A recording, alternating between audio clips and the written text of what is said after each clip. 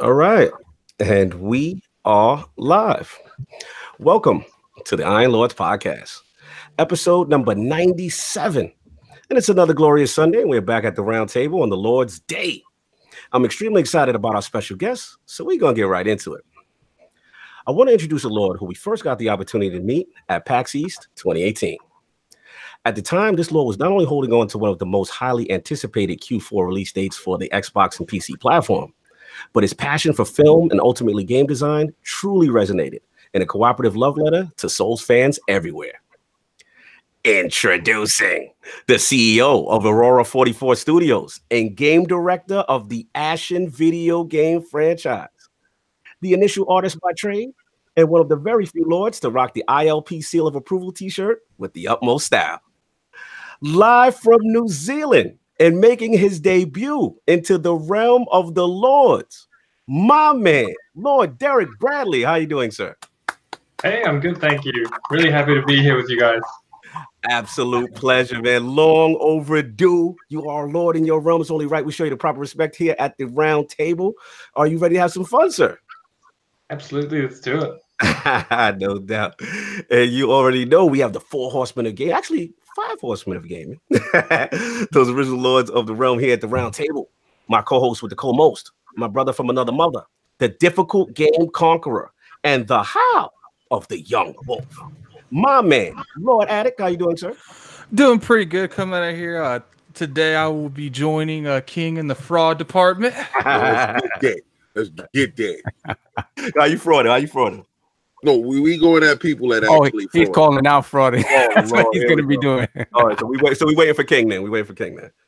All right. Yes, I'm eating Starburst. I'm waiting for him. He said, I just popped 2 Starbursts. Let's get it busy. And of course, we have our most technical gaming Lord, the solo gamer who lives for the single player selfish experience, and also the Sostradamus, Mr. Offline Profile Illuminati and Lord Patreon of the Iron Bank, my man, Lord Sovereign. How you doing, sir? I'm doing good, man. Doing better than I should have. not get a chance to speak at all. Why not? Me in that daggone game. I'm really sick and tired of it. I told you guys. Remember, he said that he was going to do it, and he didn't do it. I told you. Y'all got to start holding his feet to the fire, guys. There's still 10 months. There's still 11 months left in the year. What are you talking about? Oh my God! 11 months in the year. That is procrastinating. Guy, I feel so unwanted. As I was saying, how you doing, sir? I'm doing much better. I've been under the ropes the whole damn week, and so I got to rest today. So thank you, Derek. Thank you, New Zealand. I appreciate that. the late start time. So you like the time zone switch? Okay. Yeah. Today, I needed it. No doubt. Yeah, and I've been playing. I finally finished Leon's story in Res Evil. So I did that. And I got to touch on some Kingdom Hearts. Oh, yeah? Oh, word? Yeah, a little bit. I had to touch it a little bit. Why did you pick that? Listen, man, I got to say, I think all of us, and this includes Resident Evil 2, we're just fans of, like, poor acting in video games, I have to say. Like, it's pretty horrible, man. Yeah. I mean, Leon is oblivious. Like he's just a dumbass, and like it was cute 20 years ago, but it doesn't translate. It didn't update well to the current time period. And then Kingdom Hearts. Oh man, bro, some of that voice acting is just not. Oh, it's painful. It's pain. If there's one franchise I want Disney to really jump in and like grab up and like and piss people off and control completely, I would say it'd be that. No. Was it nostalgic enough for you though? No, I never played the other one, so I just wanted to, again, Kaibatsu got it, so I said, let me play it, let me try this out, and like, listen, the spectacle of it is great, like the boss fights, it's a beautiful game, but to me, they don't do enough with that. Like, that's a game that every kid should be talking about. Okay. I babysat my 5-year-old nephew yesterday, and I said, have you heard of Kingdom Hearts with, Mickey Mouse, Donald Duck, Goofy? He's like, no, I never heard of that. And I'm like, see, that's the mistake. I know it's the end of a trilogy, and I know it's a Square Enix RPG, but I feel like no matter what, you should try to market that to as young a population as possible. You ain't played half that game. It's not for kids. Yeah, like the story. It should be, but it should be. It's not the best use of those characters, I think. But No doubt. Man. People be dying in that stuff. Okay, Disney ain't about that life. Okay, I thought it was kind of a good use of the characters because they were trying to get the characters to resonate with older players, like to make Mickey make that crossover to, and it worked in a sense because these dudes they're feverish. Attic is feverish about this game. That's it's a very ravenous. Really good. I already beat it. Yeah, absolutely. I know you did. I watched you. You out of control. I respect your hustle, baby. And of course, we have the incredible Hulk of this, aka the Excess Gamer. Ooh. The Lord of Combat Sports, who is a man of his convictions, demands nothing less than that premium experience, and is the leader of the Fraud Alert movement. Ooh. Beloved Lord King, how you doing, sir? I'm doing fantastic. First of all, I'm no combat talk for that Kovalov fight because y'all know I'm gonna go in on him, and I don't like to say bad things about bad people. So I'm just gonna leave that where that is. Not to say something bad. Yeah, my mama told me, said, if you ain't got nothing nice to say about somebody, don't say nothing at all. Just be quiet, baby. But you Anthem dudes, it is. Oh boy. Like, okay, first of all, that game has terrible warts. Terrible warts. Oh, and it's not just, you know, the warts that you can overlook because the warts keep popping up. Every time you start having fun and you got to go inside a closet, like if you see a closet over there, they be like, hold up, watch this loading screen real quick. And then you got to wait, and then your fun is broken up. Then you get in there, but you got to wait for your whole team to do the loading screen stuff too. And then they get in there, and then only just to turn back around because there was absolutely nothing in that room to go to another spot to do something else. And I said, wow, it's a lot of breaking the fun. And then when you do the hub world is horrible. It's horribly done. For Tarsus, your main issue. Yeah, it's a lot of issues with the game, and we knew going into this new IP that there will be stuff that they will have to flesh out. What I'm saying, because I've noticed a lot of people champion a game. Now, you want something different. It gives you something different. The movement and the shooting, the verticality in the game is fantastic. What it does do, it does it great. Oh, very well, right? And it's unique in that aspect. But the warts itself hurts the game, and I don't think people attention span is going to stay enthused with this game for very long. I mean, a lot of people are going to purchase, but are they going to stick around when other games of the same ilk is doing better? Your main concern is longevity.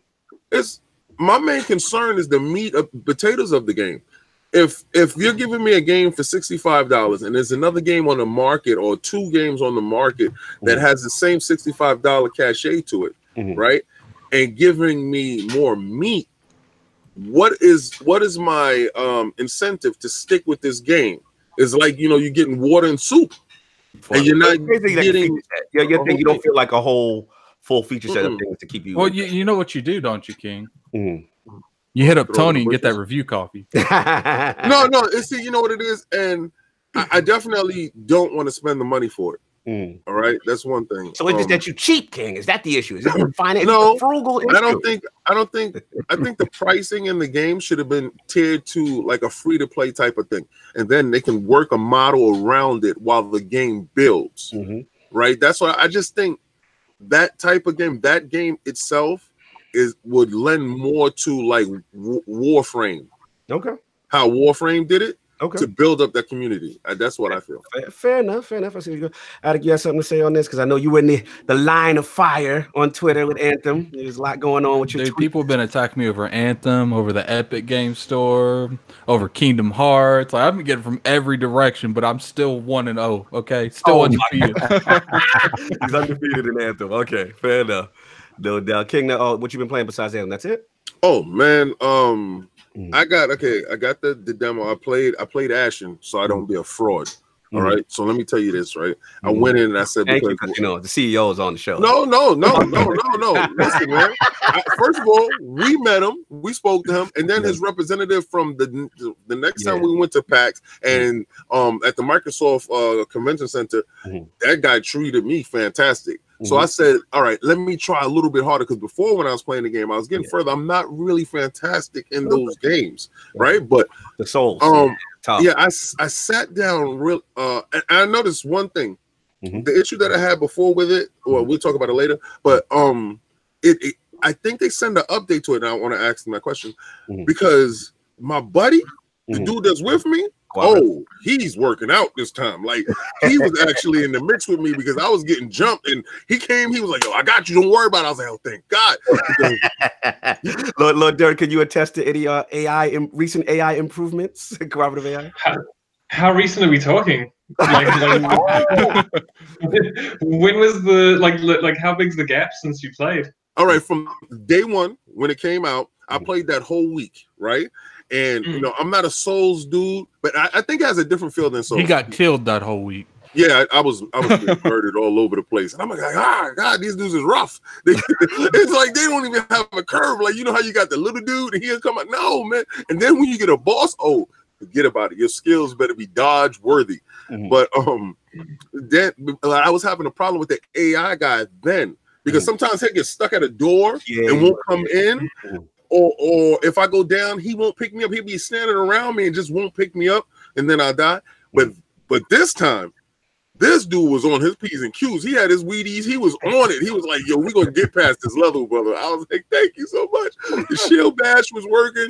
I got the big stick. I was out there. I was doing my thing. If you look when we went to PAX, when me and Kid played, if you look at that gameplay, you hear me in the background say, okay, Kid, drop the lantern. Drop the lantern. Kid, drop the lantern. There was definitely improvements to the AI. Just kind of before the team went on, the end of year holiday break, we put out a bunch of updates. Nice. And we've been working on a bunch of updates again, just to keep supporting the game and reacting to what we see people do out there. Yeah. That's awesome, man. Good to see the support, man. Thanks a lot, King. And of course, we have my fellow IT brethren and proud member of the PC Master Race, the Discord chat police and wielder of the strongest band hammer you will ever see, leader of the stream team, my man, Lord PD. How you doing, sir? Hey, how is everybody doing, man? Pretty good. What you been playing, man? Fantastic week. Well, I've been Division. I've been trying to finish up my comms, trying to get everything done for getting ready for Division 2. I've been doing my, the regular Warcraft raids since the new one just came out.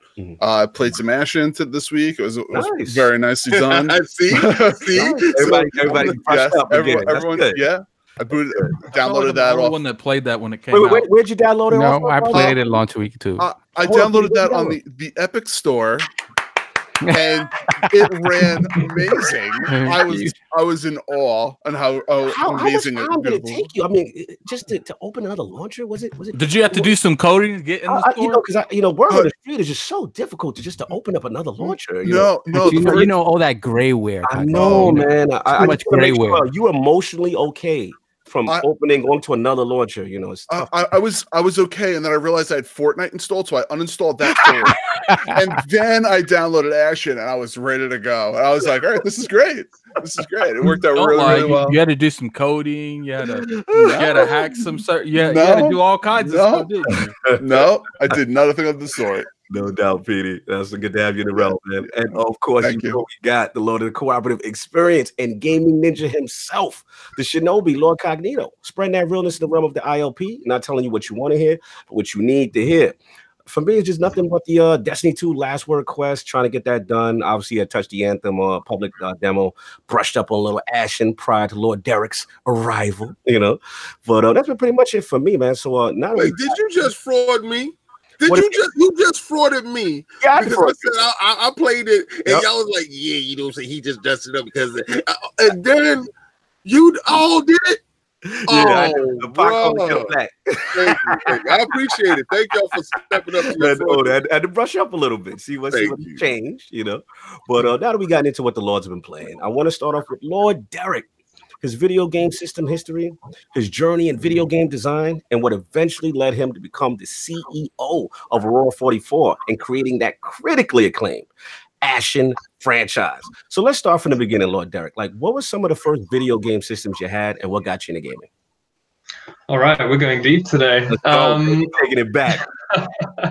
I can't remember what they were called. It was like that Nintendo Famicom. Was that what it was called? Okay, the Famicom. Yeah, one of those. So it would have been like earliest things would be like Mario Brothers, Bomberman, stuff like that. Just yeah, nice. really old stuff. Nice. I didn't have anything for a while until I got a Sega Master System, so I was playing like Mortal Kombat, Alex the Kid, all that kind of stuff. Alex Kid in Miracle World. Nah, I remember these games. Yeah, like Ice Climbers, stuff like that. And then I think I got into PC gaming pretty big. So it was stuff like Fallout 1 and 2, Baldur's Gate, the original. Nice. Quake. All those kinds of things was actually probably what I played the most growing up, to be honest, and that's like what made me want to get into making games, doing that kind of stuff. Was probably those games. So you pretty much after those initial systems, you pretty much kind of dived right into PC pretty early, then, so to speak. Yeah, pretty early. I think it was literally my parents just didn't like want to buy consoles or something, and but they needed like a PC. You know, like my dad was in IT. Nice. He needed a PC for stuff. So I just kind of piggybacked on that. Nice. Salute to dad. Saving money, being frugal. We respect that. So you know, that was pretty good. I think, and recently, I'm trying to think what I've been playing recently. It's kind of tough, you know, when you're making games, you kind of like it absorbs you so much that like you actually stop playing games. Or at least during ship, you know, like the last 6 months there it's so focused on what you're doing. I definitely tried out the Anthem beta over the weekend. What was your impression? Oh, beautiful. Yes, please do share with this. The panel was very curious of your impression. See my face, right? Well, like first impression, right? And this is like really superficial stuff. Was the look of like the town, like the hub that you start off in, I guess. Yes, Fort Tarsis. Yeah, was pretty beautiful. Like looking at like the volumetric lighting and just like the feel of the whole place. Okay, I got to kind of like ancient one world. thing, Derek. I got to start now. What platform were you playing this on? This was on the Xbox One X. Okay, cool. Just wanted to know. Clarify. Continue, sir. Continue. Yeah, so no, it looked really beautiful. It was quite amazing. Like I'm kind of curious to see how much they actually go into like the cultures and all that kind of stuff of the world as they get into it. I had the same sort of issues though of like really long loading times. I think the first time I played it, like I got into a game, loaded for a long time. I was like, okay, maybe that's the load, and now we're good. And then I played for a bit, died or whatever happened, and I was like, okay, I want to go see if I could like fix up my suit, do some stuff, and then it was just like a really long loading time, and I was just like, nope. Yeah. I was kind of done then, but I played again yesterday. It was pretty good. It was interesting. I agree completely about like the verticality being interesting. I like that you can just like kind of hop off like a giant waterfall and like slam into the ground. The way you can boost around and stuff is pretty cool. But, superhero fall. Yeah, I really like the comment. I thought the comment about it being like suggesting free to play for that title is a really interesting comment, because you know traditionally like the knee-jerk reaction to free to play is like these guys are trying to make money off us or do stuff like that, right? Or like, you know, loot boxes, things like that. But I think the whole free to play model is kind of maturing in a way where I think you're quite right. Like there's some games that would benefit from free to play and actually give the community more. But I suppose it's like the developers' perspective, you know. Again, no matter what the model, if they go out to juice it, you know, they're gonna do that. But yeah, it's kind of interesting, and I agree. It's interesting how the mindscape and everything, the landscape's actually changing, and to see who, you know, which devs and stuff adopt it, you know, kind of thing, and it'd be interesting for a game like Anthem. So that's cool that you got a chance to touch that. So as far as that, I know, you know, you talk about that. You talked about going into PC gaming, all that good stuff. And then I want to kind of focus on, you know, obviously because of the time zone, I consider Lord Derek, you're in the future right now. You're a day ahead of us. It's Monday. Exactly, it's Monday for you. So, like, can you briefly describe like how gaming culture is in like New Zealand, like just in general, like gaming and gaming culture? Yeah, I would say it's honestly pretty similar to the States. People are very into consoles, but there's a good hardcore PC like. Yeah, I would say the trends here very much follow North America pretty closely, which is kind of good for us running a game studio. You know, we're kind of plugged into the same stuff. New Zealand in general, as a as a culture and as a country is very kind of online savvy, I guess you could say. Like we buy a lot of stuff like online from overseas, for example, like as a country. Kiwis kind of travel a lot. Is just sort of a thing. Like people traveling to other countries and like, you know, going to Europe, going to the States, going to Asia is very, very common. So people are quite connected in that sense. And I suppose that's why they're quite cognizant of what's going on in gamer culture and quite plugged in to the North American scene, I would say. Oh, good, man. Good perspective. So now that we got like that covered out as far as the New Zealand aspect, and just want to focus also on your start, like because obviously like a lot of people don't know you like obviously have a little bit of artistic background as well as some film background, and like then led into like the texture artist aspect. So what kind of got you into like that whole 3D modeling and that aspect of gaming? You know, I remember like I studied film and philosophy when I went to university, and I finished and I wanted to work in games. Like that was all I wanted to do. But there was kind of, it's not really the kind of qualification you get into games with. They laughed at you. They didn't take you serious, Lord Derek? What's going on? Yeah, exactly. And I think the thing was, it was almost like, you know, like you finish high school or whatever, and like you're doing your thing, but you almost don't believe that you could ever get a job in games. And that's almost like being in New Zealand. There aren't really many game studios, and the ones that aren't necessarily making the games that I played, you know. And so there was just this sort of perspective of like, I don't know if you could really do it. But while I was in university, Peter Jackson was filming The Lord of the Rings around here. And so that was kind of happening around Wellington. And by seeing that happen, you were like, no, somebody can actually like do this stuff. Like this kind of thing is real and like achievable.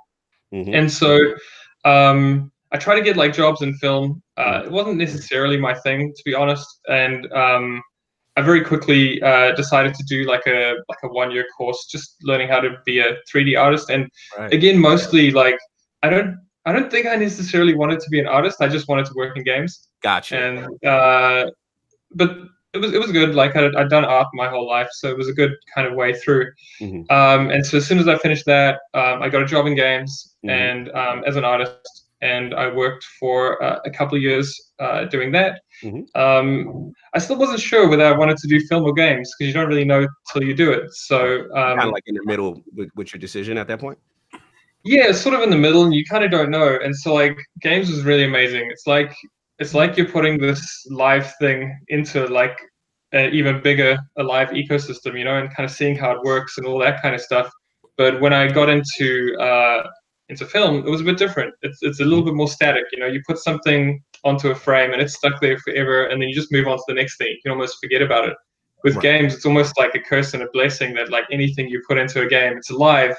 It's reactive. It can also be a bug at any moment in the next few years of development. But you know, so you got to support it.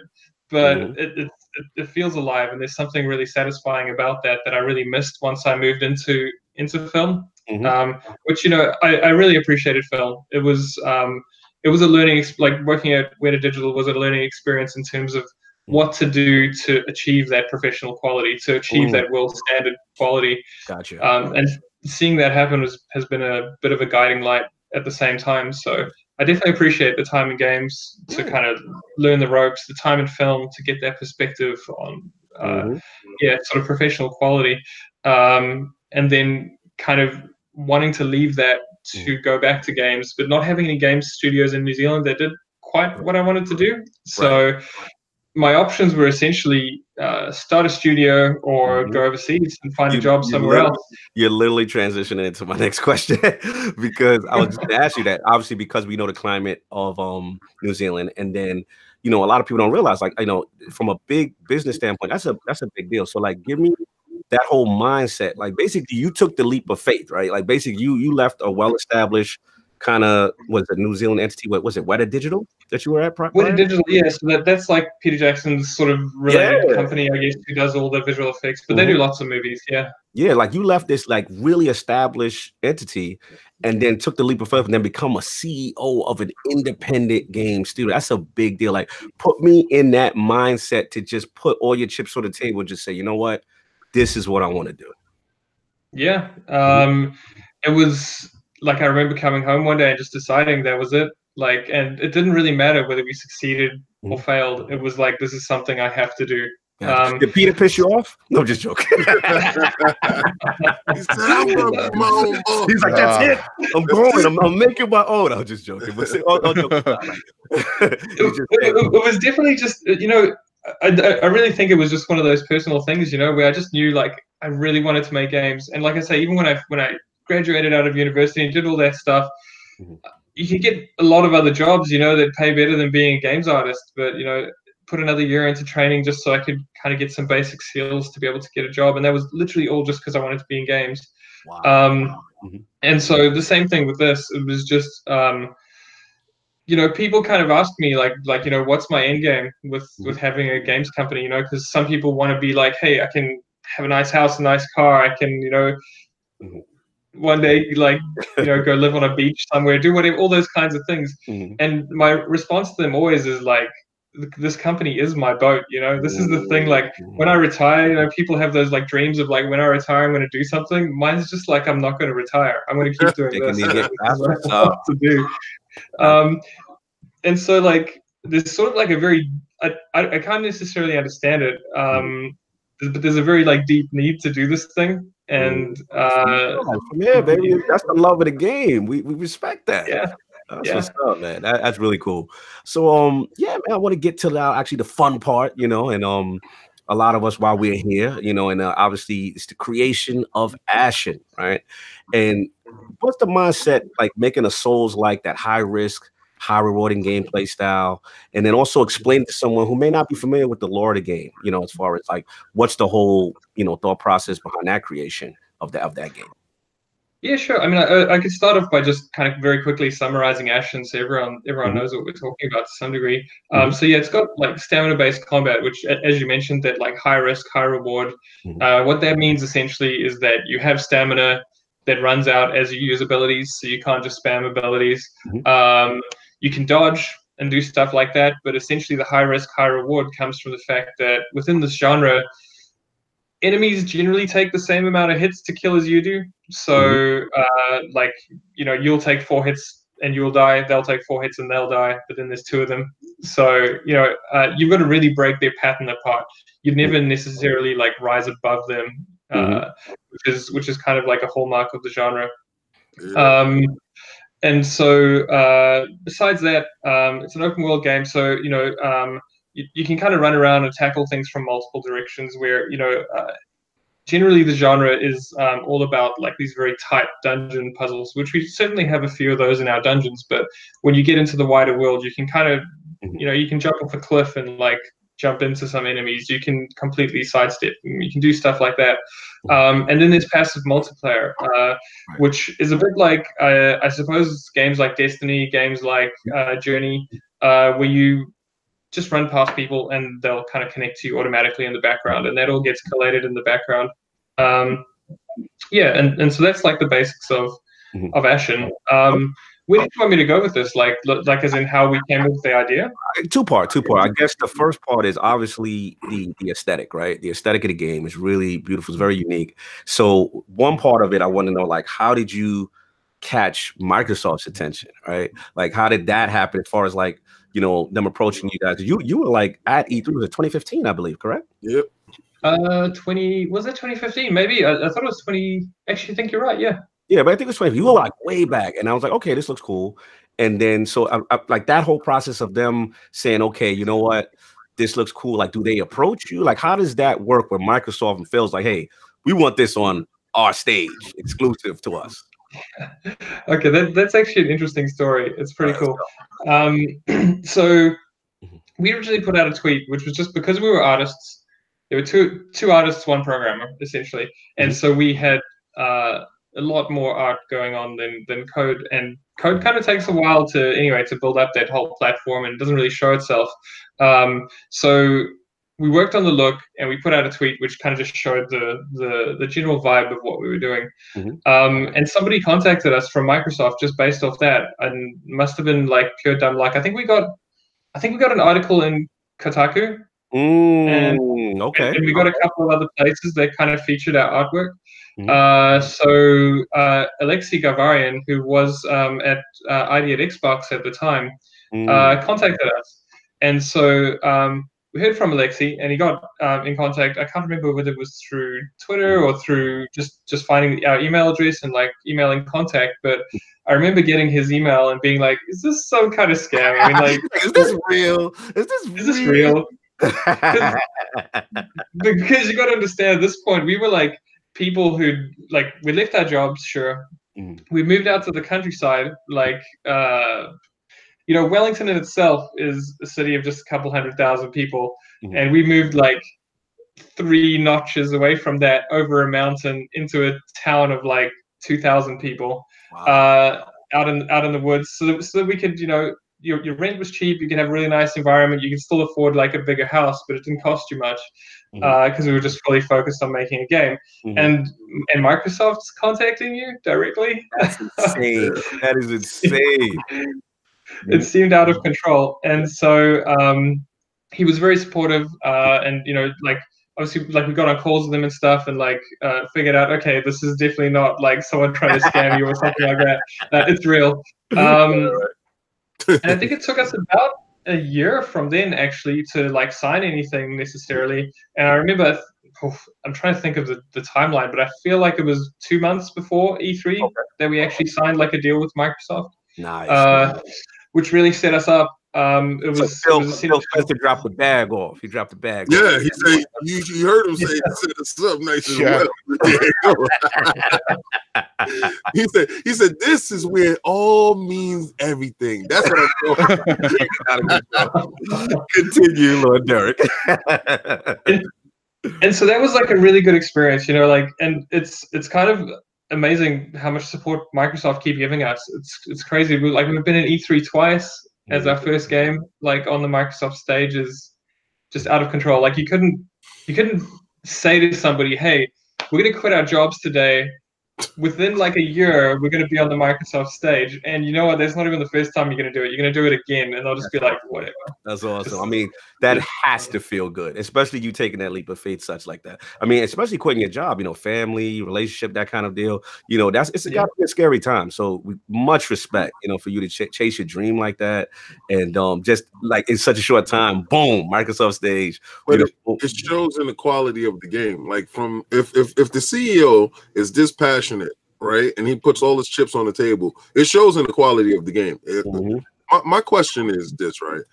At what point in time, because this meant a lot to me, that it went from text-based to everything is voice acting. All of that voice acting is there. Like even when you talk to an NPC that's there, they even have stuff to say. Like it's everybody has something to say. And I think that is that your movie roots or something like that decided to make that choice? Because a lot of times it's text-based instead of voice acting. And I think that the voice acting actually, boosts the quality of the game, to be honest with me. I agree completely. And like, the things that we did, like we did a bunch of playtesting just to see how people reacted to the game. And it was really interesting. Like as soon as we put voice acting in, like people followed the story so much more. People were so much more engaged. I think there's like a thing that we do, and it's like there's a difference between, I suppose, casualizing a game and making a game more accessible. And I think that voice makes a game more accessible and that allows people to get more absorbed. And like by that I mean like we work so hard on accessibility in terms of like you want your newest gamer who's never played this sort of game like to have a pathway inwards, but you also want the most hardcore gamer to not be disenfranchised by the stuff you do. So it's like making that stuff accessible on all levels is so key. And I think the voice acting was just such a clear piece where I think you're right. Like we started off thinking, hey, like there's a lot of games that just do text. Maybe we'll just do text and it doesn't matter so much.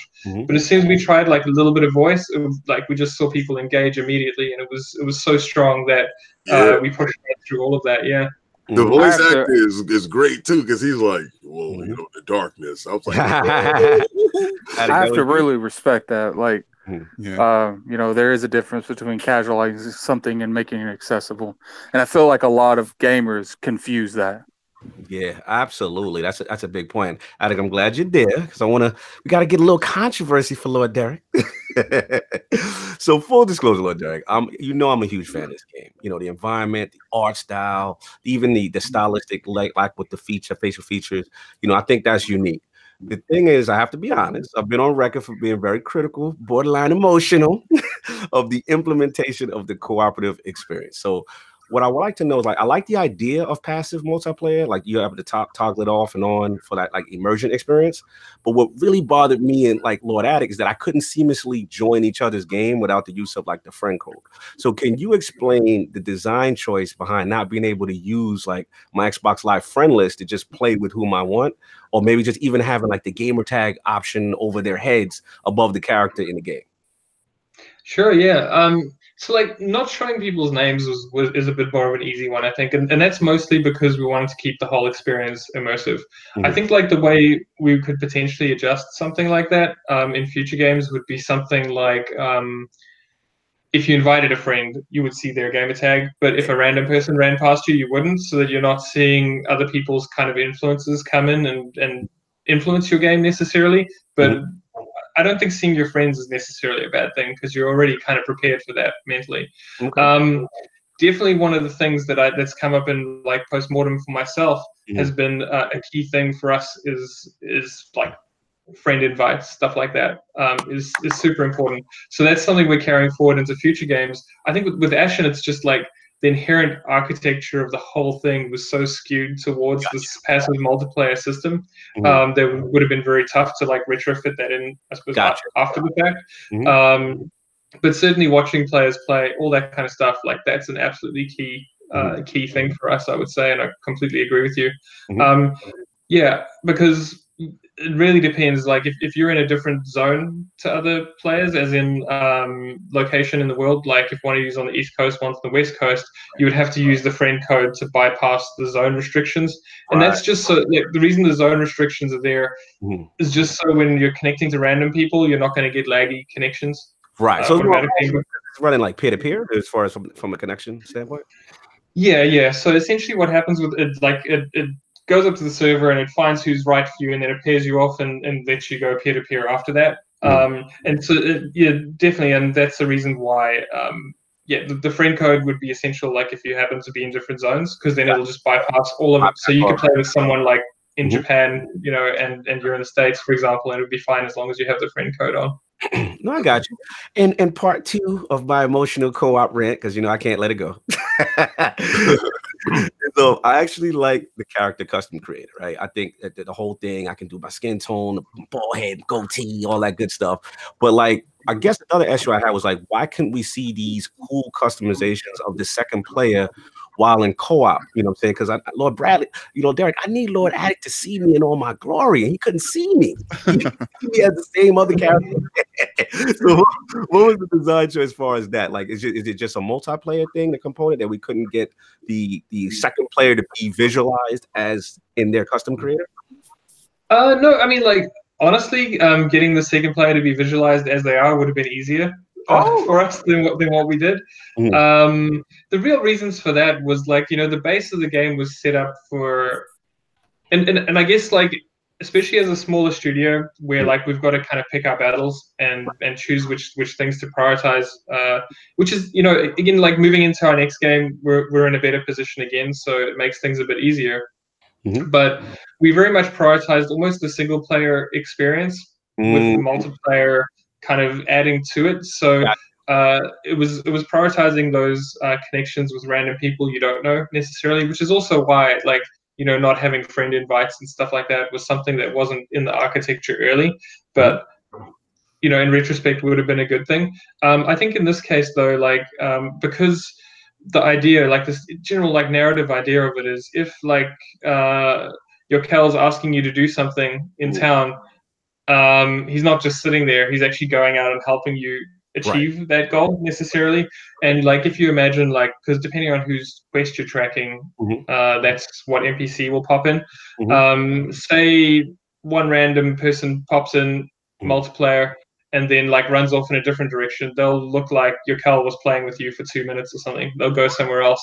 Then someone else will hop off a building from somewhere else and it'll still be him. So from the player's perspective, narratively, you don't know where people are kind of weaving in and out of your world. The most important part is that you're playing with that NPC who isn't just sitting in town kind of waiting to get his goods from you or whatever. But it's definitely an interesting thing, and I think like as we widen our platform of like what the game is and like how many features we can put into it, we'll start to accommodate that stuff a lot more in future games, because just definitely like the response from players who like want to play with each other more easily, want to see each other's stuff, all that kind of stuff is really cool and really interesting, and I actually enjoy getting all that feedback, to be honest. No, I appreciate you said that. You know, that was definitely a big thing. I mean, I'm the Lord of cooperative experience, so for me, it's a big deal, and I'm glad that you guys are taking that feedback, because you know, in future, Ashen too, we would definitely like to see that. We definitely would like to have a more of a seamless cooperative experience, as well as being able to see those customizations, because I think the customization is cool. I like the aesthetic you guys built, like the whole faceless thing, the world without light. Everything is cool, man. And like I said, just being able to see that. And I understand you guys are a smaller studio, so I do understand what your point is as far as prioritization and taking care of what the immediate needs are to get the game out and get it running. But to see you guys take that feedback is really cool. So I'm glad you addressed it. I'm out of my feelings now. You know what I'm saying? But I'm glad you said that. So also on the flip side, I just want to talk now about, you know, if the co-op side is about Game Pass, like how beneficial is Game Pass to a game like Ashen and that whole player population? Oh, it's absolutely amazing. Like having so many players in the game all the time is great, and like, you know, it's also good for like smaller games like ours. Like we don't necessarily get like Super Bowl ads and stuff like that when we get going. So I mean, like having Game Pass is just so great for just the visibility of the game. And I mean, like I say, the studio was made to not necessarily make money. We want to make games that people are going to play, you know. And Game Pass lets people do that so easily, because you know you might get Game Pass because I don't know, you want to play Forza or something, but then it's like, oh, what's this other game that's here? I'll just try it out, because barrier to entry is so low. It's literally however long it takes to download it, and then you can check it out, decide if you like it or not. You know, it's really great. Yeah, I think it's pretty cool too. Yeah, man. So we got that. We got the co-op aspect, and then now let's get to something I consider that you and your studio as a pioneer of, and that is the decision to launch on PC and almost exclusively to the Epic Store. So we know the Epic Store has been gaining traction as of late. So can you briefly tell us like the thought process behind that, as we see more and more huge games moving to that storefront, as well as any support tools from the Unreal Engine in regards to crossplay? So like we've had a really good relationship with Epic from a very, very early stage. I guess going back to like when we first signed up with Microsoft, we got like through our first E3, did a showing there, and you know, we like it was still a fairly like modest amount of money and stuff like that we had to run a studio. So I think we took the team up to I think 5 developers at that point. You know, we're currently at 40, so that's sort of what it, and even 40 is like a small team to make a game like this. He's up to 40, 48. He's heard that 40 the team now. And so yeah, we're getting closer to that magical 44. But nice. So when we got back from E3 though, Epic had also given us an Unreal Engine dev grant, which was great. You know, like they're not like in terms of like running a studio, it's not the hugest amount of money, but it really helped us out when we were like, you know, when you're setting things up, it's really important. Absolutely. And since then, they've given us a ton of like technical support, all that kind of stuff. They always make their people available to us. Right from the early days, we've had calls with their tech team on like, how do we do passive multiplayer using your engine? Like what features are there? And because we had to strip stuff right back and kind of remove a lot of their multiplayer stuff to then put ours on top of it, and kind of getting those experts to let you know exactly where the best points to make contact are there, without you spending 6 months of R&D into it, you know. So all that kind of stuff led to us honestly having a really good relationship with them. And when they came to us, like, you know, about being on the Epic Games Store, I think there's a few things. Like, I mean, I love Steam. I've got a huge game library on Steam, all that kind of stuff. But my general thought on like marketplace economics is I think it's always good to have more than one competitor in the market. Can you please say that again one more time, Lord? Is that like for competition's sake? Can you repeat that sentence one more time, Lord Derek? Yeah, no, literally it's for competition's sake, and I think it applies to anything. You know, it applies to like shoes, headphones, anything. You know, like having more than one keeps everybody honest, keeps everybody more than honest. Actually, keeps everybody competitive. Which you can see, like as soon as Epic platform came up, started offering different stuff. Like then suddenly, like Steam's offering you 8812 kick in. You can talk about the 8812 if you want. I won't hold you.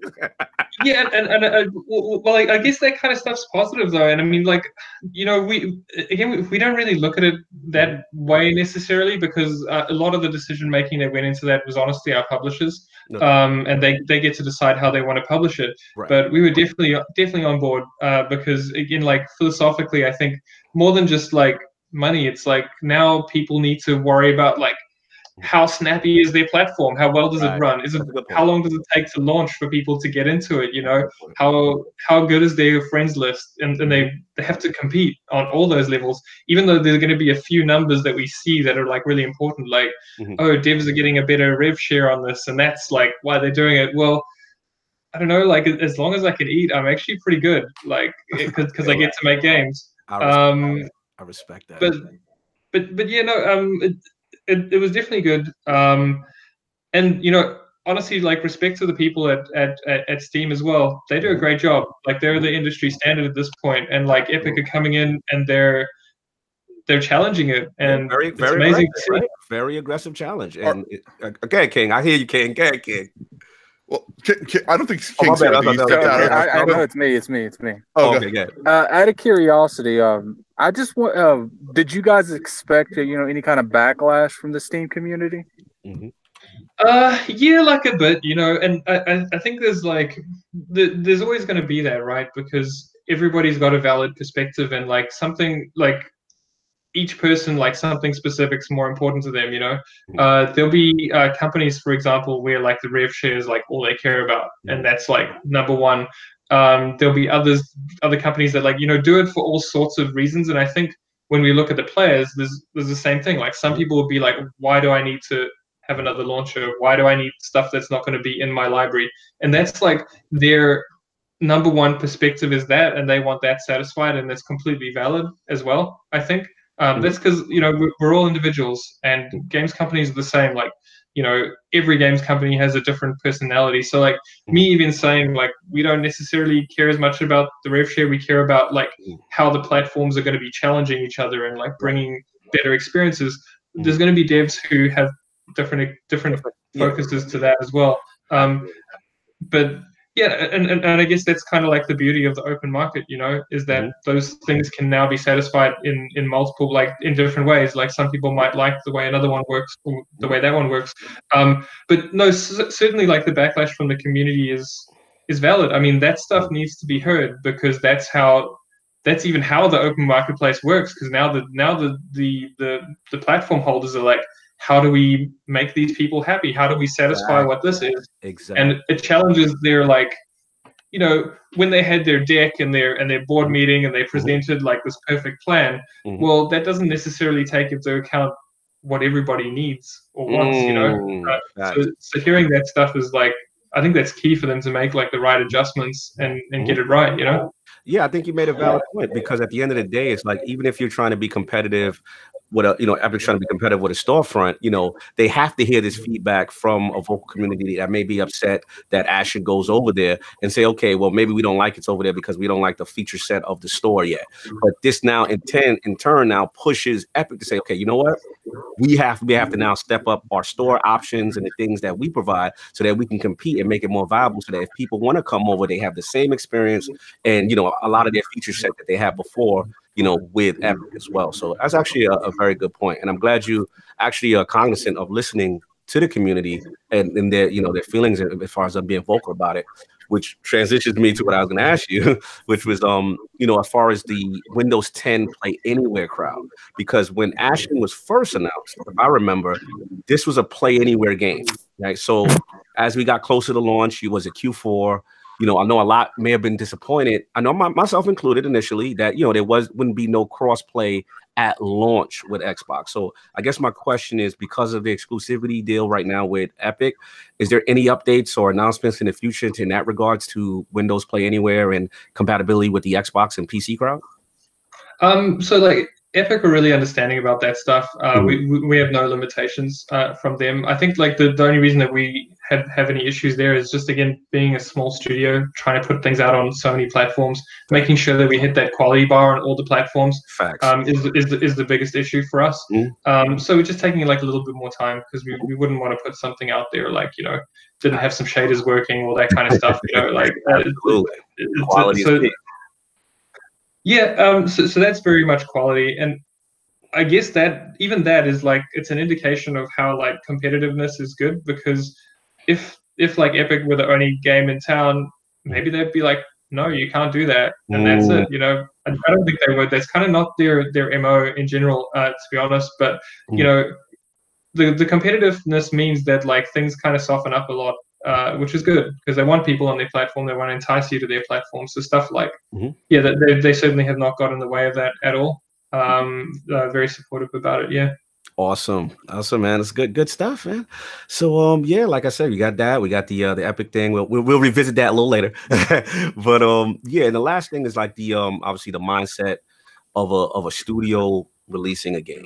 You know, the journey from debuting this game all the way back E3 2015, getting it released to the map. Like, how proud, Lord Derek, are you of the team? And do you have like a sense of accomplishment now that this thing is kind of like, you're in post-mortem, like, you know, you're in that zone now. Like, how do you feel? It's finally here. It finally came out. Well, I remember walking off the stage in 2015 when we did our first trailer, and I was like, I could get hit by a bus right now. Like, I've done like everything. I made it. Didn't even have to like release a game, actually. Just had to like get on stage at E3. I think that was enough. And I don't know, like releasing the actual game is quite surreal. I don't know even now if it's completely sunk in, to be completely honest. It's like life-changing to release your first game. Because games are so high risk, you know, like there's so many games that kind of just die in development. There's so many games, especially from first studios, who are overreaching as we were, you know. It's tough, and yeah, there's no like assumption that we would have been able to get there, I guess. I do have another question. Were you guys always looking to, you know, make that typical Dark Souls gameplay, or was that like, you know, off the many attempts that you were looking at to make games? What kind of game? Definitely like the stuff we started off with. There was kind of like a high level, I suppose, what would you call it, like idea, and the thing that the pillar that we kind of cling onto for like a whole bunch of composite things that are coming together, from like sound to narrative to gameplay, all that kind of stuff, kind of to try get it to be cohesive, and that we angled towards stuff that was about forging relationships, to things that would make you closer to the people that you play with. And then just underneath those, the three things that we had was that we wanted it to be open world, so you can choose your way through the world. We wanted it to be stamina-based combat, that like high-risk combat, so when someone helped you, it was meaningful. And we wanted it to have that passive multiplayer, just because it promoted that kind of like natural way of meeting people, as opposed to meeting people through lobbies and stuff like that, which is almost like a barrier. We wanted that, and I suppose that's where the open worldness comes through too, and that it's all seamless. You know, there's no loading screens and stuff between you and your experience that you're having with other people. So all of that was like really early, and so we did a pretty deep dive into stamina-based combat, while kind of streamlining things a little bit. Our focus was very much just on finding that like nugget of gold buried deep inside there. Like, what is the thing that is almost like invisible, and it's not about extra features, it's just about how do you do good stamina-based combat was kind of our focus. Fair enough. Let me open it up. Lord PD and Lord Solve, any other questions for Lord Derek in reference to Ashen and its release? Solve can go first. So. Okay, so my specific question is kind of about the lore and the world, and specifically the literary influences that you had. Because when I was looking up, the history of the development of the game, one of the things that came up was that a big influence was Cormac McCarthy and The Road. And McCarthy is one of my favorite authors, and specifically The Road. After hearing that comparison, I'm like, yeah, it makes sense, because the world is, again, the world is like this darkened place that is in essence covered in like something in ash-like substance, and it's like there are a lot of comparisons there. Is there, besides that, and even going back to the story of The Road, kind of that whole idea of like bearers of the fire and the light and things like that, things that came through sort of in the lore of Ashen, in addition to like Norse mythology sort of influences with like the tree of life and like the 9 realms and stuff like that. So where did all that sort of influence come from? Like who specifically added that to like the flavor of the game and stuff like that? I would say that was well, it's kind of tricky to know where it came from specifically. I mean, that was definitely something I was into really early. But I'll tell you in a bit like about it. Like there's a few more people in the team that kind of somehow brought that same thing too. But I think, for me, like storytelling, specifically in games, sits in features even more than it sits in narrative, so to speak.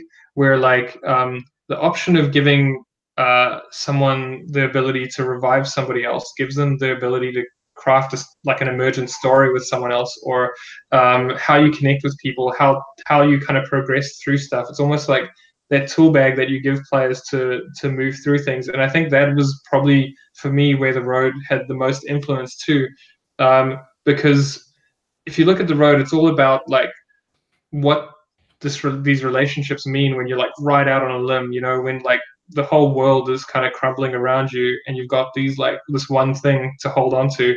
And I think that comes out in like stamina-based combat with somebody else in co-op. It comes out in these like, you go into those dungeons together in Ashen, and you have to put your hands into those holes, and then you're like essentially stuck in there with one other person. And if that person dies, you're in the darkness all by yourself, so it's holding on to that other person tightly. It was kind of like as we built those features up. But so I was doing like some research into like blacksmithing and just seeing like the proper ways things are done, because you go and do your research. And I was watching a video about making an axe or something like that. And they had this music in the background, and I was like, that music would fit Ashen perfectly. So I got in contact with Foreign Fields, who Eric Hillman, or E. Hillman, who ended up doing our soundtrack, was one of the members, or is one of the members currently of Foreign Fields still. And the song that they'd done, when I started talking to him about it, he said he literally, I can't remember where he was, but he just read The Road and then wrote the song based on The Road. So that one's all about like carrying the light and doing all that kind of stuff as well. And it was very interesting because I didn't necessarily click that it was anything to do with that, but that was kind of like a very deep influence for him. And interestingly, we had like a end of year kind of like Christmas holiday get together thing for the team. And he flew over from Nashville to come see us. And the one thing he did at our like team gathering was play that song for everybody, and that was just like his thing that he did. And that song's like not in the game at all or anything, but it sort of like deeply resonates, I guess, and like permeates everything about the game.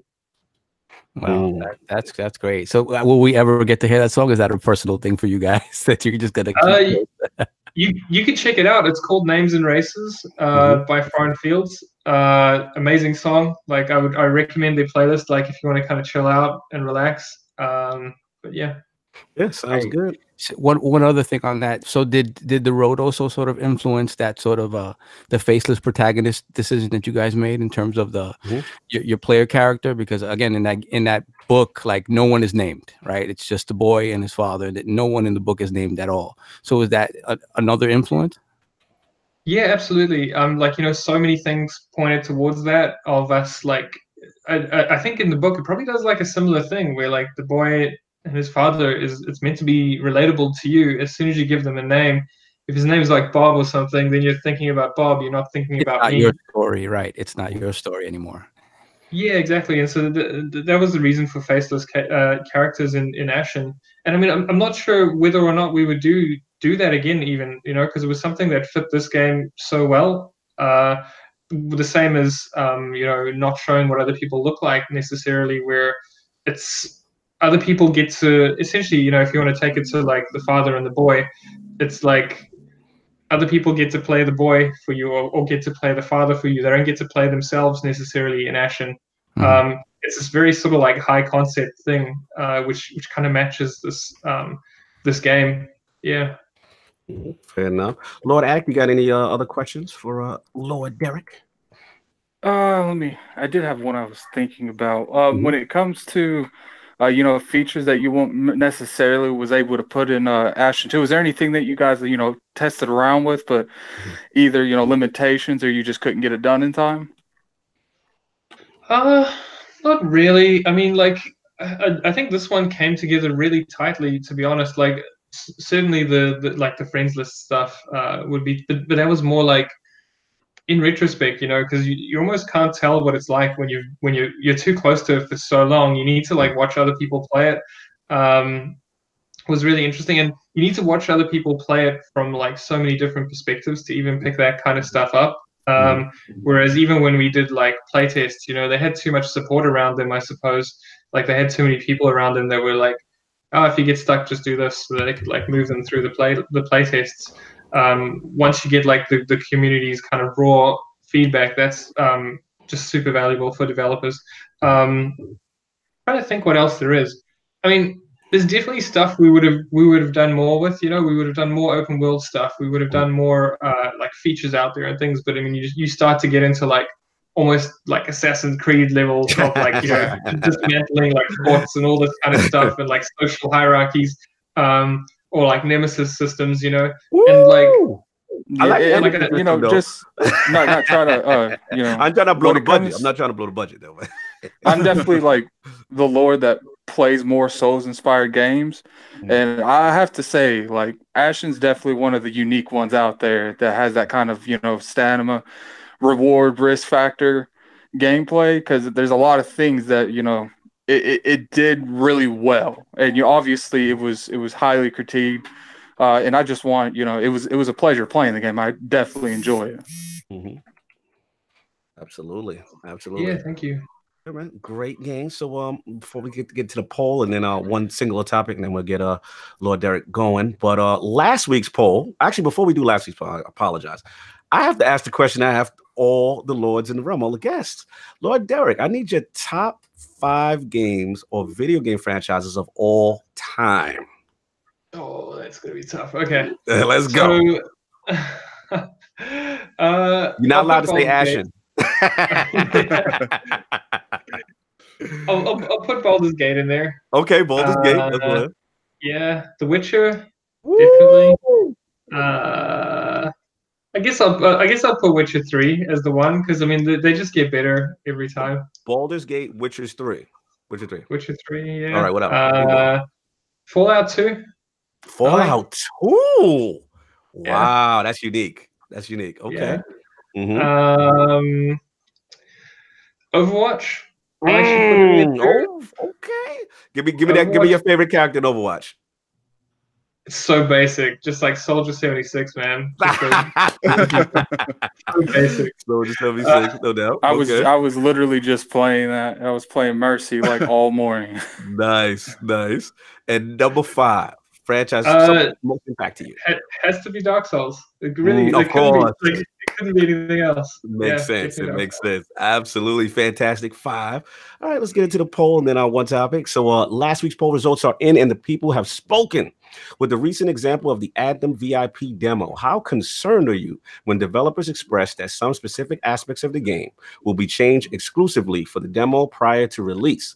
The winner at 48% of the vote was Fake Outrage. The dev told you what was in the game group. Coming in at a close second at 35% was the I can't Anthem servers still get the Jordan Cryface group. And coming in at last place at 17% was the very concerned game demo does not represent the real game group. Thanks to all the lords who participated in last week's poll. Lord Sovereign, what do you think about this? I mean, I think my issue with it last week was that so close to release, I think they should have given you a product that was closer to what the final game was going to look like. I just don't see a reason for that much of a distinction between what you're going to get in a couple of weeks and what you played. It doesn't make any sense being that close to release, because it gives people a false sense of what the game is. And if it comes to things like, I think Lord Brat mentions this, balancing and stuff like that, that's very huge in a game of this nature, then yeah, like it has to be closer to the final product. It just has to be. And I can see people's outrage over it, because that determines whether the game gets purchased or not. Right. If the game needed a real beta, which I think it really did, but I think it needed a real beta 6 months ago, I think that would have been more beneficial to people understanding what the final product is going to be. Fair enough. Lord Derek, what's your thought process on games that like drop maybe a demo before the release, and if the dev kind of makes instructions to say, hey, these certain aspects might get changed, prior to the game's release. What's your thought process on that? It's like an interesting puzzle, actually, because I think there have been studies done where games that put out demos sell less. Really? Wow. Yeah, I think I've heard that somewhere. And I think it's probably because games are like selling a dream, and sometimes you buy a game and you play it for a week and you're like, I'm a weekend and I'm done. That was it, 'cause it wasn't really for me. I bought into the dream, and so there might be like a third of the people who buy the game would do that, and then they just get that out of the demo anyway, so then they wouldn't. So it's like buy the game. Like they sampled it and left. Yeah, I think that's true too, because if you notice throughout the past couple years, like probably the last 5 to 10, you really don't see demos at all anymore. Yeah, it's a good point. Yeah. Good point, man. A lot like the feedback. Peter, you had anything to say on that whole demo situation? I'm actually agree. I think that a lot of people that are starting to play those demos, and they're kind of using them almost like testers for their games. If they don't like them, they're not going to get them. But those people that love those games and love the franchises that are coming out, that they're the ones that are going to continue with them. Absolutely. I agree. Peter, you said you had a question, a quick question before we get into the topic. Yeah, I actually did. I actually had a question for Derek. When you guys were deciding to build out the character customizations and everything, at what point were you like, we want to use those polygon feels for all of the objects in the worlds? Because that I feel is very old school type genre of gameplay that I love. When I think of those old polygon things, like those feels, I think of Star Fox and all of those old type of games, and I love them. And I think they seamlessly worked very well in Ashen. When did you guys feel that was, the type of track you wanted to go with your visualizations? Sure. Like we actually started from the environments inwards, to be honest. And like if you look at a lot of environment artists who work as concept artists, they actually don't paint faces on their characters. And so like a lot of ours was like about this cohesive picture, like imagining ways that a player could almost like sit back and look at the game and see it as like an environment painting, and have that like immersive nature to it, where you're not necessarily getting completely focused in just on your character in those moments. Like you can be looking out over a cliff and like looking at the scenery, and the character doesn't sort of like light up right in the middle and draw your attention. And there's so many things that we do in this sense. For example, the whole picture is actually a little bit desaturated. As you get closer to the player, there's actually more saturation, just because that's kind of how your eyes work anyway. So it kind of mimics that to some degree, where your peripheral vision actually sees less color. But we put a bit more color nearer the player, but as you move away from the player, there's less, just to kind of like smooth things off. There's stuff like a lot of games will have a light on the player. So like the player will have their own lighting to kind of make them pop, and we do like none of that. So that the player sits like right in that environment, and that's because we went like environment first. And yeah, like wiping the faces off, it was definitely like there were two reasons for it. The first was that we wanted the Cormac McCarthy thing. We wanted it that you're not judging a book by its cover, and that you're able to visualize yourself as the characters, and you're able to make your mind up about the other characters as opposed to telling you about them. And then the second part was certainly like inspired by a lot of the great environment concept artists out there, where as a cohesive whole, the frame doesn't necessarily always require a face, I guess. The whole look, that whole like low poly look, was something that certainly came from the environment first. So we actually built the environments before we built the characters. And my other question was, when being that this is such a large open world environment, how did you guys end up like storyboarding it? Did you figure out this is the path we're going to put for this character, and go through the, with the darkness and, you wanting to, essentially save your people. So that's kind of interesting because a lot of it was loose story that we came up with at the start, and then like allowed for space for our like concept artists and things like that to move through and kind of add stuff to. But it's also an interesting question because making Ashen and developing Ashen was a little bit like building a rocket ship on the way to the moon. You're hooking pieces on, because like right now we're a team of 40. When we were a team of 5, we physically did not have like the skill set in our studio to do what Ashen is. And so there's pieces of it that came in like halfway through, which is honestly like really exciting right now, because we've got like a whole team with that full skill set ready to make our next game.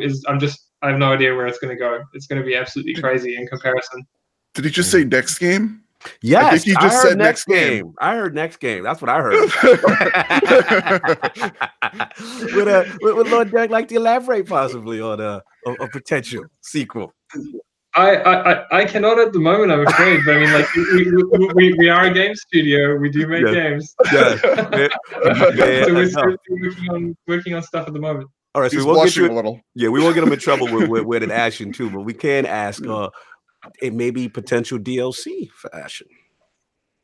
We'd love to do that kind of stuff, and that really like comes from the response of the community, how much people want to play the game more, and certainly we have seen like a very strong need for such a thing. so we'll definitely be talking about that for sure. Okay, so based on the needs of the community, there might be discussions there.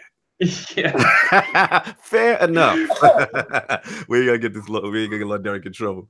So let's move on. Lord Sov, have you? I was gonna give this to you. I don't know. I didn't know if you were gonna be about initially about what's going on in the world of the Epic Game Store and Metro Exodus. Have you been paying attention to this, sir? Yeah, I've been paying attention to it a little bit. Would you like to bring everyone up to speed as this is our singular topic for the day before you get out of here? So basically what's been going on with the Epic Game Store is that Metro Exodus, as you guys may know, it's been maybe about a week and a half, 2 weeks now that they've announced that they were going to be exclusive to the Epic Game Store on PC. Now, the issue people have taken with this is that up until this point, the game has been fully available to pre-order on Steam. And other platforms, I'm assuming, but Steam is the primary platform. Right. And people have taken issue with the fact that rather than this is a deal that they feel should have happened earlier on, before the game even got to the point where they were taking pre-orders on any platform, so that it could just be determined from the beginning where this game was going to be sold. So there are some people who have taken issue with that. And then apparently what happened was that one of the game devs basically wrote a little bit of a rant on Twitter that I saw that was kind of poorly translated. Yes. But generally translated to indicate that he was threatening the PC community, saying that if they boycott this game based on the fact that they decided to go with the Epic Game Store, then the PC community could be guaranteed that their next game would not be coming to PC. So, and apparently there has been some sort of response to this. Okay, what's been going on? I didn't hear the details of it, but so the quartering, which is a YouTube website, indicated who kind of broke talked about the story yesterday. Indicated that they did receive some sort of a response from that developer or specifically that individual who made that comment. But I have not had a chance to see it or what it entails or anything like that. But generally, there are people who have decided to flat out boycott the game because of the issue of the game coming to the Epic Store, especially so late before release, especially considering the fact that it had already been up for pre-order on Steam. Again, any version of the game that was pre-ordered on Steam before this announcement is being honored. So you will be able to download it through Steam and play it through Steam. So that's what we call the details. All right, so let's get Lord Derek in on this, because obviously the reason why I wanted to bring this up, obviously we didn't want to kind of like put you up against the 8 ball with what's going on, but in the sense of the reason why I felt you were the perfect guest to have this topic is obviously, like I said, you guys are the pioneers, in my opinion. You were like one of the first games that I've heard go to the Epic Store, and at the time, I wouldn't say it received the backlash that the Metro Exodus is getting, but there was confusion. Everyone didn't know what was going on. And then, so like, what do you feel when you hear about this kind of thing? And gamers very upset. A lot of gamers are very upset that Metro Exodus is going over to the Epic Game Store. And generally, as far as the developer response as well, like what's your whole take on this situation in general? I actually think it's all really healthy. Like, I think that stuff is like, if you imagine like Epic and Steam are going to have like these very professional approaches to stuff, because they've like been thinking about it for months. They've got this whole orchestrated plan as to how they want these things, like these moments, to converge, right? But now there's all the developers hooking into the platforms and commenting from different angles. At the same time, you're getting community members hook into that and like respond to all this kind of stuff. And because of that, you're getting like negatives thrown in, you're getting positives thrown in. And when something negative happens, I think that's only like an opportunity to learn and figure out like how this actually exists. When something positive happens, because I mean, like devs always want to put their product out there and like make sure that it's in the right, like it's going to be received well. I mean, like I think universally that's like something everybody wants. So when something happens, the rest of the development community can look at it and be like, okay, well, that's like an adjustment that we shouldn't be doing that thing necessarily, but sometimes it's something you haven't seen before, or there's some sort of dynamic to it. So interestingly, because I don't really know the situation, you were saying that you can actually still get the versions of the game that were pre-ordered on Steam. Let's break it down.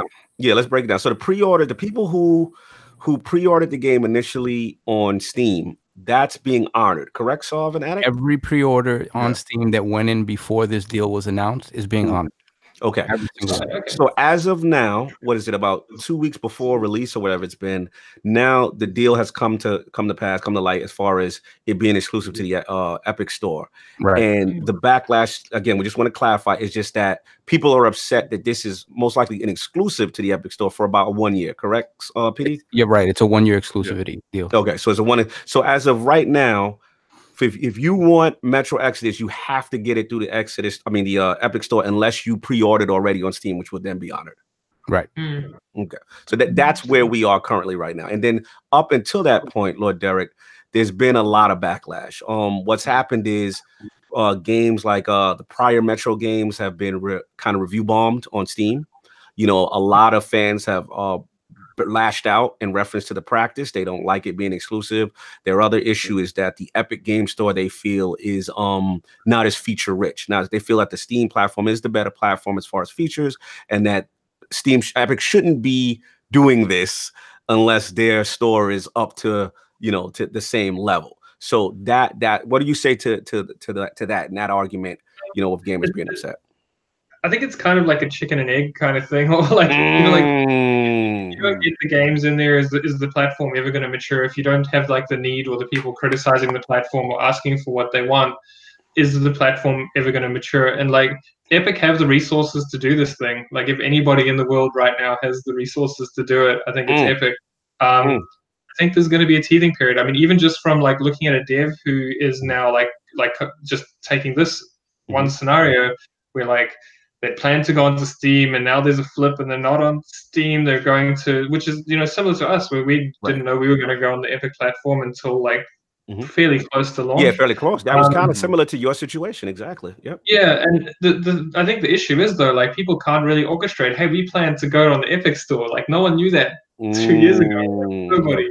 And so because of that, you just couldn't physically orchestrate that stuff in like a very elegant way, which I think, you know, devs will start being able to do that now. Like projects that are beginning development now, or maybe even halfway through development now, can start to like move themselves that way more smoothly and communicate that, and it'll be a lot smoother. But there's kind of this point at which like Epic have to like rip the Band-Aid off, and I think we're still in the Band-Aid ripping stage. Yeah. I got a question. Wait, I got one question to follow up with that, what he said, and then I gotta give it to you, Attic. As far as now the developer speaking out, apparently, allegedly, the developer for one of them were on like a message board, and I don't know if he speaks Russian. The translation was a little off, but from what he said, I looked at the commentary. Basically, what was put out was that they said that he was threatening gamers that if that if they don't unprofessional. Yeah, if they don't buy it from the Epic store, that it's going to go away from the PC platform entirely. Now, as me looking at the translation of what he said, he basically was kind of stating that he knew that this issue would cause rejection, the need to move it to the Epic launcher would cause some inconvenience to the players and therefore some disconcert. But he said he feels the reaction of gamers is hardly adequate. He said it seems that the people that did not want to play just waited for a reason to pour out their bile. He said this, as it turns, that we the developers for years have been hard and painful with losses to try to do something special for gamers. And he said, but a category of players believe that our work is not even worth a couple of minutes to install the launcher. He said, naturally, is their right. And then he goes on to say, obviously, he feels that the true gamers is not that love their franchise. This would not be an interest to them. But he did say the situation get deeper, and he said that anyone who's saying that they don't like Exodus and previous games in the series, he said that if all PC players announce a boycott of the Metro franchise, he said then the next Metro, if it does come, is definitely not on the PC. Better or worse, decide for yourself. I personally feel sorry for the loyal fans, but my assessment of the work done personally by me and my friends and colleagues will not change this. I firmly know that almost everyone who pours this dirt on the internet is also incapable of a bit of what we have done and hopefully do more. They don't know what they're talking about. So he was upset that he went out on social media to say that. But what do you feel in that regard? Obviously you're a dev. You understand what it takes to make a video game, and at the same time you're empathetic with the fans of your franchise. Like, what do you feel about this aspect of a developer speaking out to his fans? It's kind of tricky, right? Because developers are a professional entity, and because where I think it's like really healthy to hear all perspectives from fans. I mean, like that particular developer obviously has something that they value, and like that's setting them off, to some degree. At the end of the day, I think they're a good developer. I think they're a passionate developer, and it sounds like they're a bit emotional about it. I mean, I feel like they're very, very into their game. They're very tied to it. They've just finished it. I know how hard shipping is, that you essentially bleed to do that. Nobody escapes shipping unscathed. So I kind of get that they could be emotional. I don't necessarily think that they mean it in that sense. I'd be curious what the translation is and stuff, but even so, I'm equally hesitant to develop to defend it as well, because everybody's got different perspectives. Each developer is going to give you a different perspective, which I suppose if you look at the bright side of it, it's a good window into just thinking what somebody puts into making a game and how it can make them emotional. But at the same time, I don't necessarily think you should threaten your community either. So you're not going to come out and threaten them, Derek? You're not going to tell people, if they don't buy Ashen right now on the Epic Store, there's no more Ashen for you. Yeah. I'm trying to walk a real thin line here. I think another thing it has to do with it is how the other Metros were review bombed. I think that made it worse for them. Fast, because those games really didn't have anything to do with the issue, and to have gamers go out on the to sign and say, let get PD in on this, man. PD, you've been weighing in on this whole thing, man. What do you feel about the whole Metro Exodus thing? So I think it's crazy, number one, that these guys would be so unprofessional, but to do something like this. But for me, when I went to buy Ashen over the weekend, first thing I did was I went to the Steam store. And you do have a page there and it says coming soon, just saying. And then I was like, all right, it's not here. Okay, close that. And then I opened up the Epic Store. I was like, oh, it's here. I downloaded it. I don't care where my games come from. I really don't care if they're in library A or library B, or if I got to go to the store and still buy a CD. I don't care. If I love that game, I'm going to get it. So you know what? These guys that are being the way they are, it's just, internet trash to me. Would you guys agree that the people that are outraged is, I would is the small vocal people minority of Steam? Because I feel like the for the most part, the people who just get on Steam, buy a game and play it, they're going to get, Metro Exodus isn't here, and then they're going to Google it. Oh, it's an Epic Store, and they're just going to buy it. Well, I think it didn't help that Steam came out and made a statement themselves, which is kind of irregular. Like, it's not something that you would expect them to do. Do you think Steam knows that this is going on before it happens, or you think they get surprised on Twitter just like everyone else? I don't know that they got surprised by this. See, that's an interesting question, because I don't think they were surprised by this. They knew, and I think they used fan reaction to their benefit. They did come out with a statement, right? Lord Sov saying that they felt it was unfair. It was unfair to the fans. They didn't want to focus it on themselves, so they projected it onto the fans. And of course, the fans run with it. I do got a question. Like, it's kind of a scenario thing. I'm kind of curious. Okay. When it comes to games going over, some have more effect than others. What do you think is the one game that could get announced as going to Epic but not Steam that would get people riled up the most? Because I'm curious on that. Because me personally, I think if Red Dead came out and it was only on Epic, the Twitter is gone. Like Steam's gonna crash. Like, people are gonna be so outraged. Put Lord Derek on the spot, man. I'm just curious what he feels like. Is the game that will just push it over the edge. Jonathan B says I feel like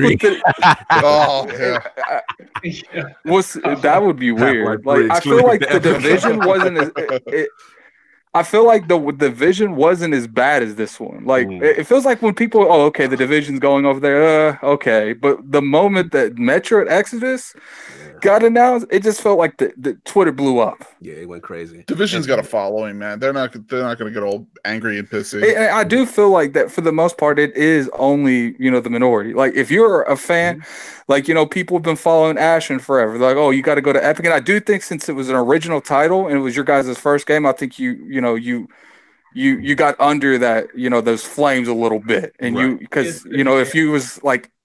Ashen 3. And Ashen, the reason why I feel Ashen also escaped a lot of that vitriol was that initially it was understood like it was an Xbox exclusive.